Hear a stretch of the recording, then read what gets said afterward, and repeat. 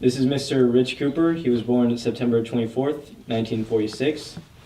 He served in the Vietnam War in the U.S. Army. He achieved the rank of E5. This is being recorded in Davis, California. My name is Brady Sharp. Also assisting in the interview is Zachary Crennan, Maya Lawton, and Kate Sangster. And this interview is being conducted for the Veterans History Project at the Library of Congress. Now, Mr. Cooper, can you tell us where you were born?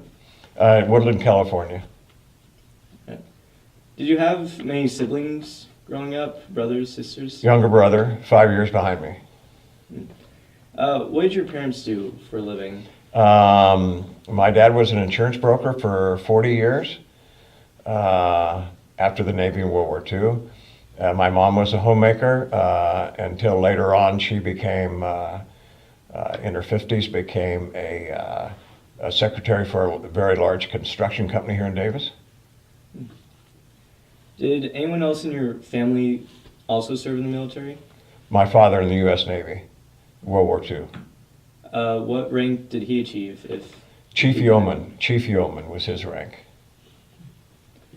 Now, how did you enter the service? Were you drafted or enlisted? I actually was drafted. Going to college at the time, didn't have grades quite good enough, so they got me.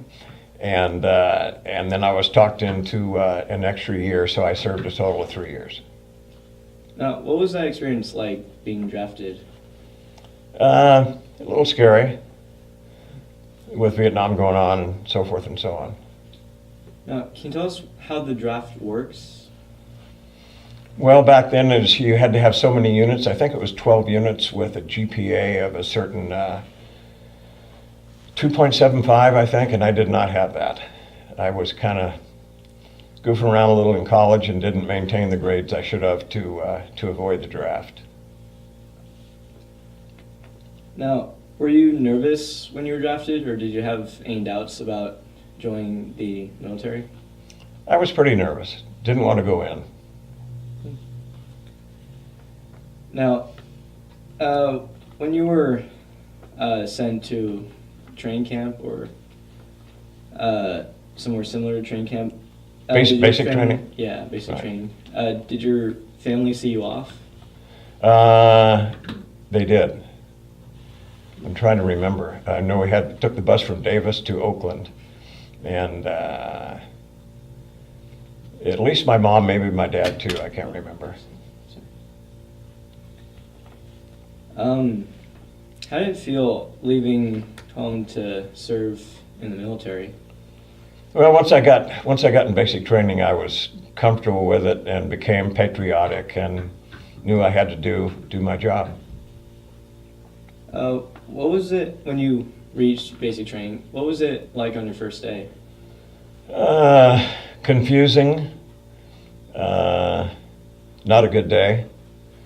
A lot of stuff to carry, a lot of stuff to put away, a lot of rumors about what was going on. Was the second day any better? Much better. Did you start to get a sort of routine at basic training? Well, you knew you were going to be there for 8 weeks, so when in Rome, do as the Romans do. Now, when you were at basic training, did you receive any specialized training serving in the Army? No, just how to maintain your uniform, how to shoot an M14 rifle, getting in physical shape. I gained 29 pounds in 8 weeks.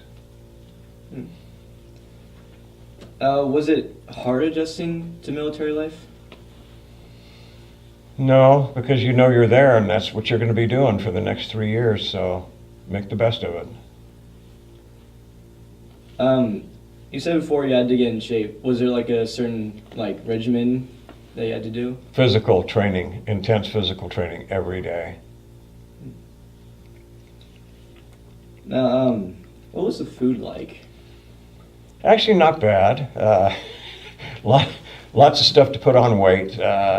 Like I said, I gained 29 pounds in 8 weeks, and lots of potatoes. Don't know what else to tell you. Lots of eggs for breakfast. Did you get to know anyone at basic training? Well, you had your people in your platoon. Each company was divided into platoons, and there was always competition. So the pride of having the best barracks, doing the best job, and you were rewarded for being the best platoon. Do you call any names of anyone who was in your platoon?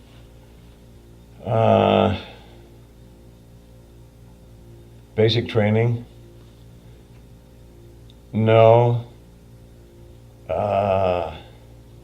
I think there was an young Italian kid, really handsome kid. I think his was Edward, and he was picked on a lot because he wasn't good at stuff, and finally they threw him out during basic training.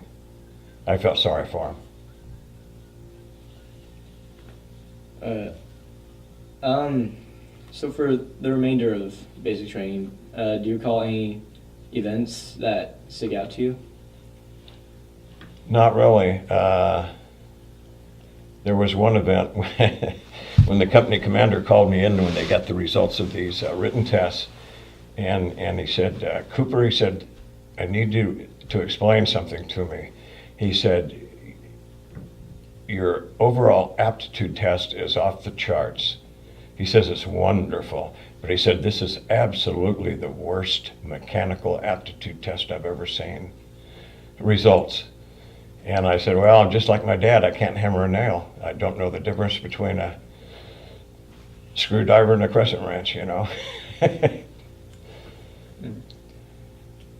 Now, getting out of basic training, where were you first stationed? After basic training, I went to a school in Aberdeen, Maryland, the Aberdeen Proving Grounds. And that was I'm thinking a 16-week school on aircraft armament repair, which was fixing the gun systems on helicopters.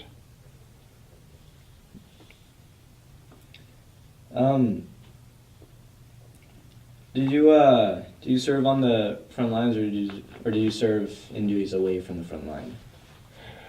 Well, in Vietnam, it's not like front lines like World War II was, apparently.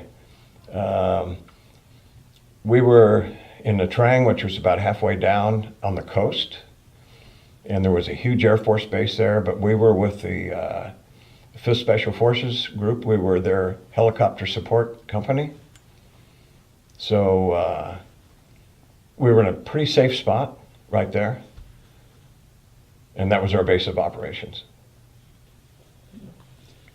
Do you remember like your first day for your base of operations? Yeah, the first day was I got there and they gave all these a toolbox with all this electronic stuff, and they said, here you go, you're going to go to work tomorrow. And I said, I didn't really learn anything at this school in Aberdeen, Maryland, and you don't want me doing this because people will really get hurt and die because I don't have the skills. I kind of fudged my way through the school just to get a certificate to get out of there and get going. By then I really wanted to go to Vietnam, but I didn't really learn how to do what they wanted me to do in the school. I didn't have those skills to grasp it, the mechanical and electronic skills. Yeah. So they said, you want to earn an extra $55 a month shooting the guns, flight pay? And I said, sure, sign me up. So that's how I got to be a door gunner. It was desperation. What were you feeling at that time? Were you nervous, or? Yeah, definitely. Yeah, I was pretty scared.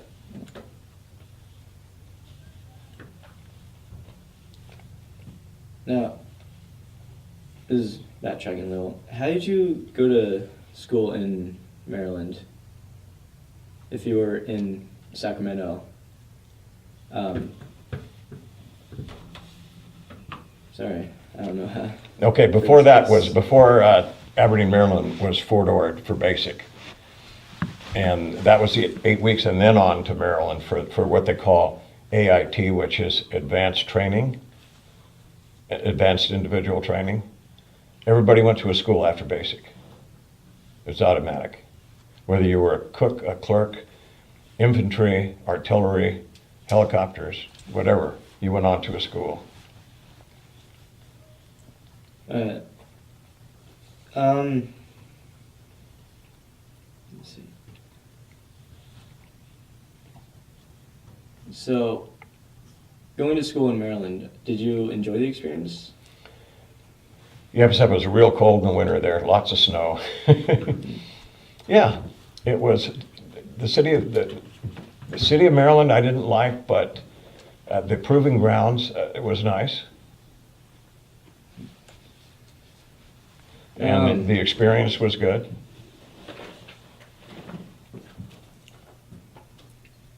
Did you select going to the school? I did. It was offered to me actually as a way to stay out of Vietnam, and that's what I signed up for an extra year. But like I said, I was duped by, I'm sure it was commonplace in those days because they needed people, you know.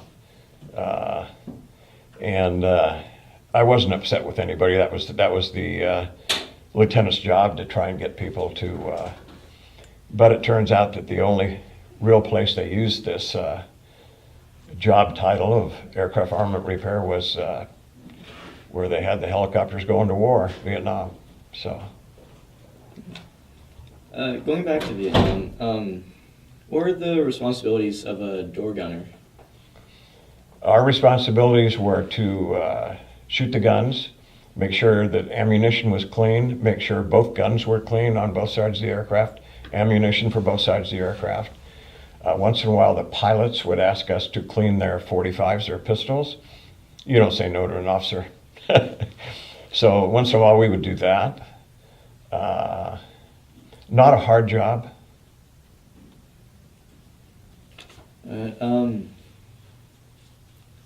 So serving as a door gunner in Vietnam, you must have had some experiences. Would you mind sharing maybe like a few experiences that you had while serving as a door gunner? Okay. Do you recall any missions, or I don't know how to phrase it, Mission is correct. any missions that you recall specifically, like your first mission?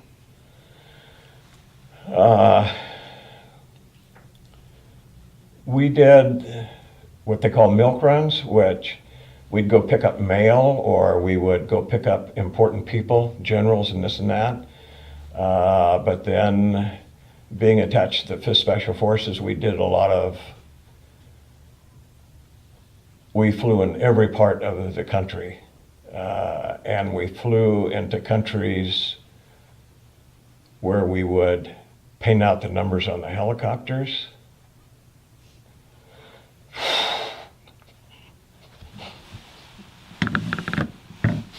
I'm sorry. I'll come back here. All right. Now, did you learn to speak Vietnamese in your time in Vietnam? No. Just a few words, thank you, and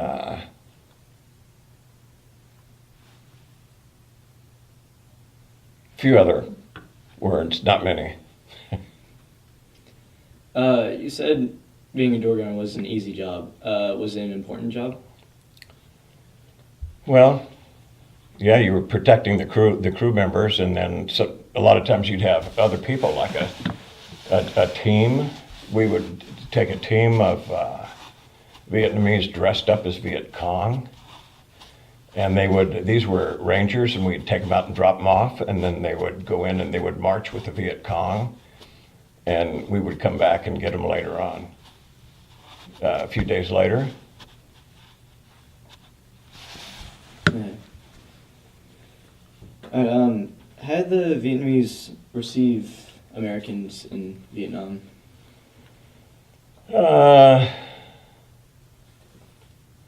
overall, the soldiers appreciated us.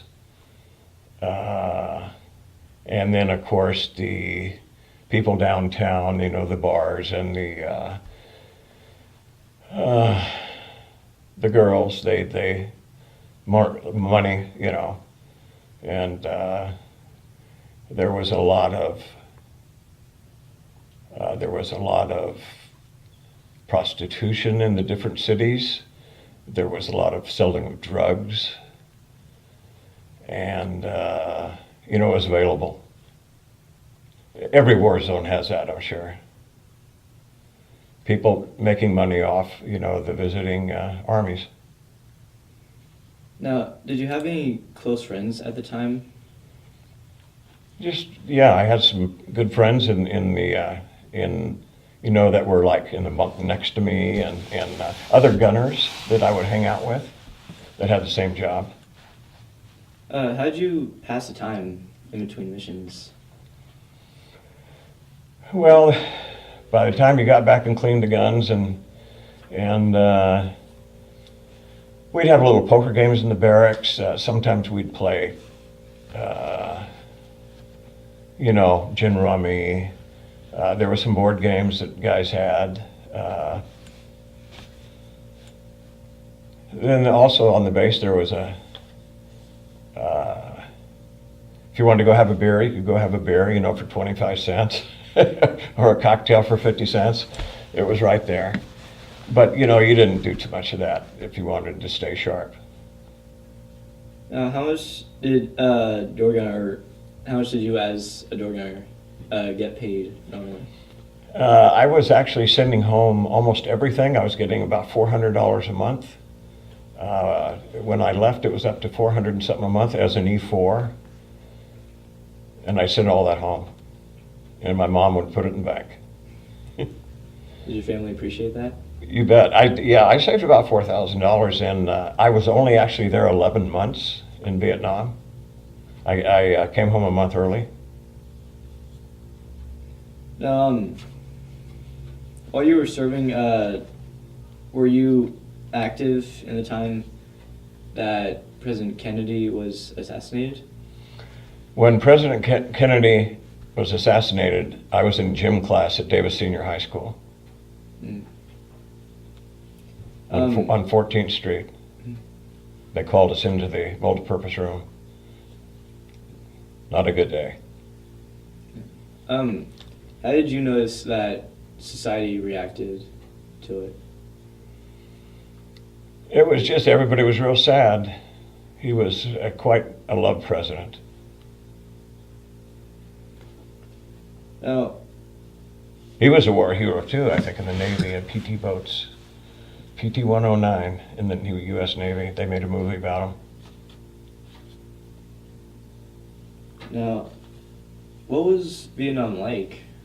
The general landscape, villages, and such. Lots of jungle, except where they sprayed the Agent Orange. Then it was all just barren, you know, like trees with no leaves.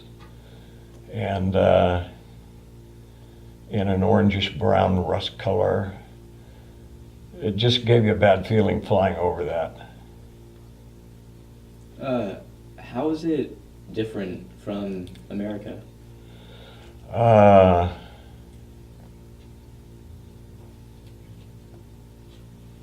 city smelled bad because they didn't have the sanitary stuff that we do. We're very lucky here in the United States and in America that we have, you know, the sanitation that we do.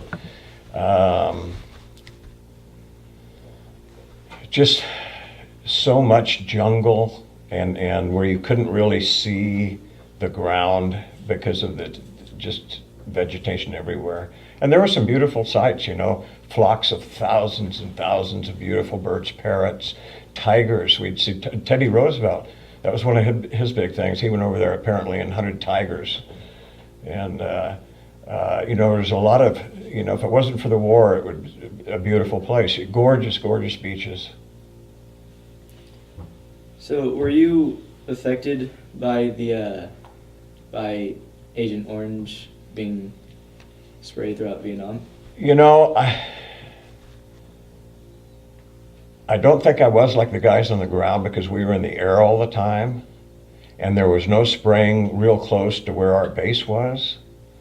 But we saw a lot of what it did to the landscape. It wasn't pretty.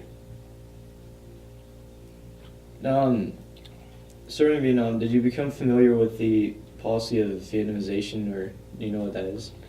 You know, I didn't. You know that political stuff I stayed out of and didn't want to know about. I've always been a non-political person. Love the debates this year, though. Very interesting. While you were serving, did you hear about the Kent State shootings and protests? Yeah, I just thought it was all very sad that happened. And the war objectors, I understood how they felt, and I never condemned them for it because they had their views, and the ones that were committed, I respected them for their commitments. So, yeah, people were doing strange things in those days. They were running to Canada so they wouldn't have to serve, and they were hiding and doing this. But the ones that got caught paid serious penalties. I know some of them, I think, went to jail for trying to avoid the draft and running and not showing up when they're supposed to, and that was a shame that had to happen. Now, it would be all right if we talked about some of your experiences, or Sure. If not, we can move on. No, we can do that. All right. Sorry. Did you ever see anything that could be considered as horrible? Yes. There was. Yeah, we had some of that. Every war zone has that. And if you're involved in the kind of job that I had, you're going to see it because you're part of it.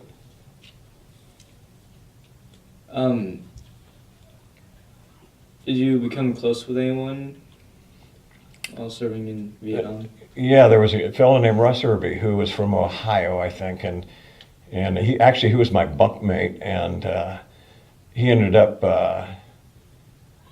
becoming a teacher, and went back afterwards and became a teacher. And him and I were really good friends. He used to crack me up. Yeah, we were good buddies. Just one person I became close with in Vietnam, and that was it.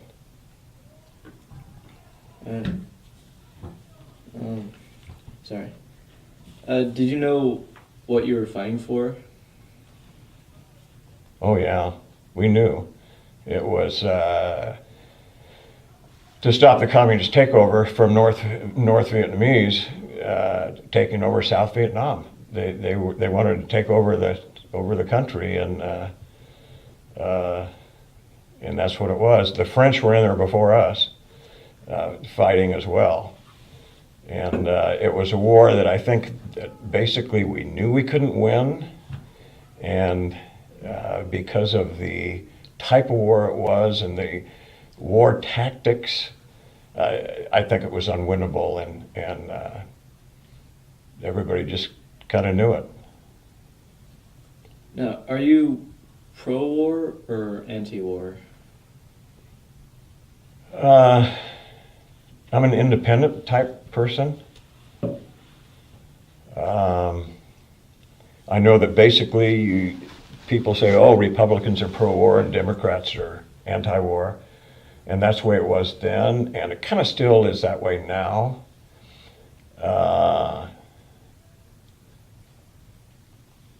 But you've got factions, you've got pro-war Democrats, you've got anti-war Republicans. So, things are more mixed up and more diversified now than they used to be. It's not so clear cut. Did you get used to feeling anxious or worried? After a while, when I first got there, it was just like, I'm in a movie. This is a movie. And I think I stayed in that mindset for 11 months. I was at the movies. A very realistic movie. Were you active during the Tet Offensive? I'm trying to think. The Tet Offensive, 67, and I was there in 66. I think I got there in June of 66.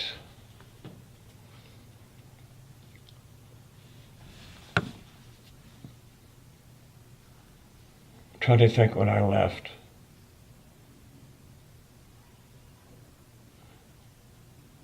Must have been May of 66, 11 months. Because I got hepatitis and they sent me home 30 days early.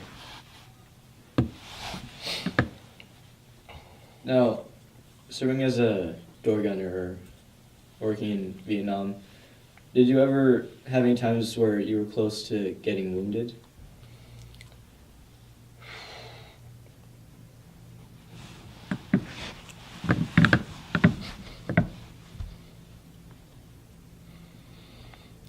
Let's see. Yeah, it was 6 weeks we were shot down.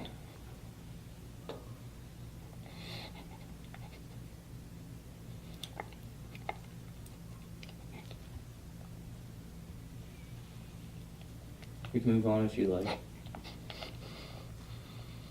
I'll come out of it. I'm sorry. Bad day.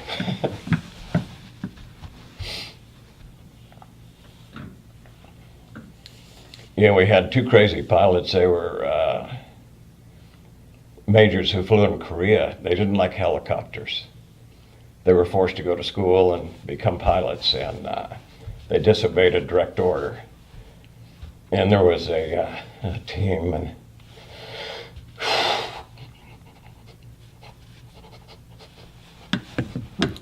and they were in trouble. So the pilots tried to be heroes, and they went down against direct order, and we didn't make it. So they shot us down. So it was a little trouble for a couple hours on the ground, running around, and we were surrounded. So. How did you stay in touch with your family? Letters. You got no cell phones over there. That was before cell phones. Now, how did you get those letters sent to them? Was there like somewhere you could, was there a station where you could? Well, there's a mail drop right there. Yeah. Did you receive any stamps? Like, were you providing any stamps to send letters?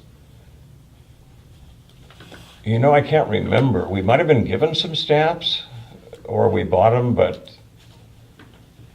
we might have been given some by the military, a certain amount per month. Might have been a perk. How did you feel when you were allowed to leave Vietnam and go home? That was a good day.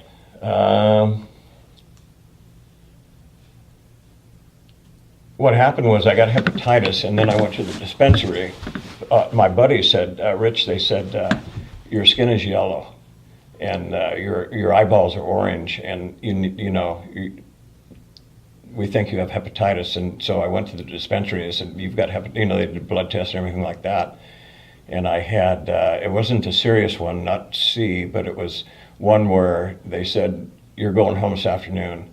And they put me on a Pan American passenger jet on a stretcher, and took me to the Philippines, where I was at Clark Air Force Base for 3 days, and then the Presidio Hospital in San Francisco for a month to treat the hepatitis.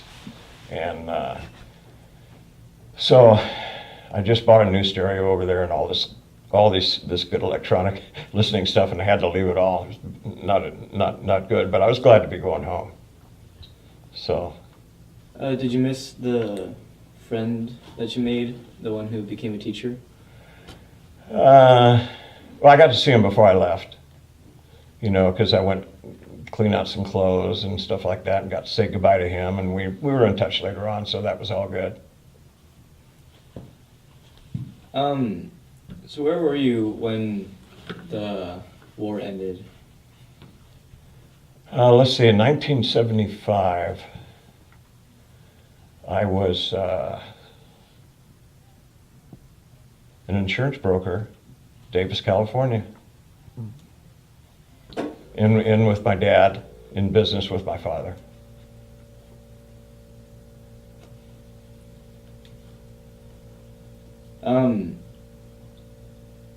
How did you return home?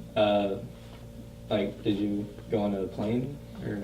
Well, after the hepatitis, with 30 days in the Presidio, I was supposed to go to Germany after Vietnam. Those orders were changed because of my illness, and they changed my last 18 months to Fort Rucker, Alabama, and I was assigned to the military police.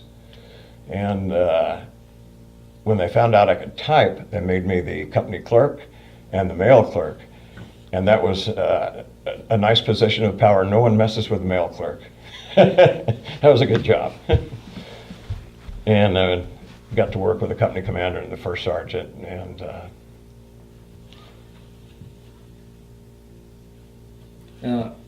how did your family receive you when you came home? Were they like excited? oh yeah, they were very glad when I was out of the military. So what was it like to readjust to civilian life after serving in the military?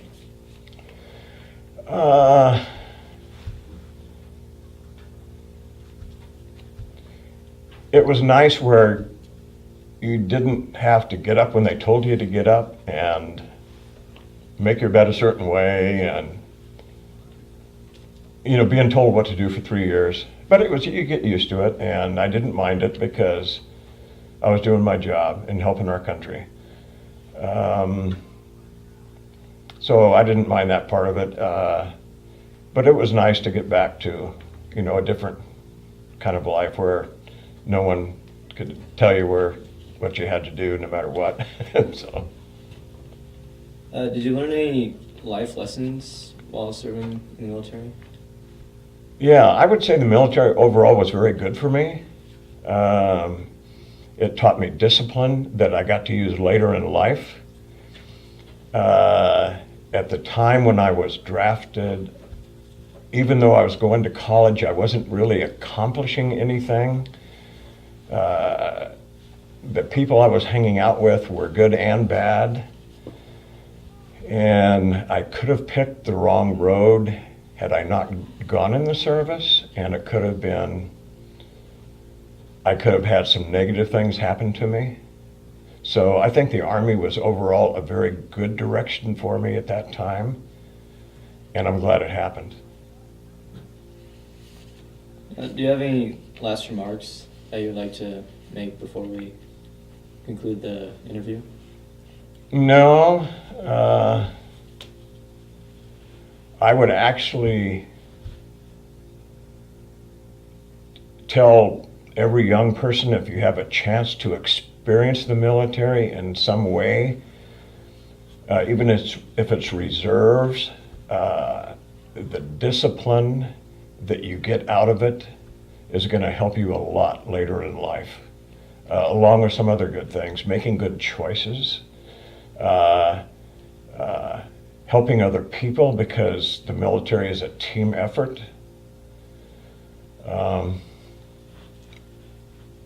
I think that's about it. Well, thank you very much, Mr. Cooper. You're welcome. Glad to help out.